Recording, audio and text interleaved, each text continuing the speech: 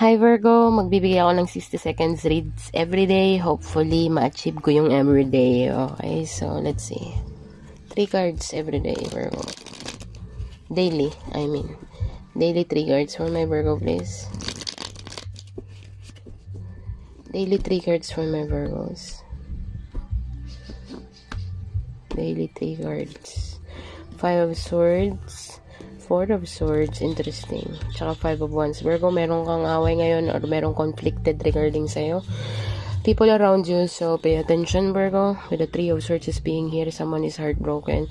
But you are just chilling right here. Yun ang nakikita ko dito, pero merong someone around you that is very conflicted regarding sa finances, or may maririnig ka sa environment mo that are questioning about the finances or something in that area. Okay, but there's a confrontation here. Baka makakakita ka sa surroundings mo nang nagko-confront, or you know what I mean, there's a fight.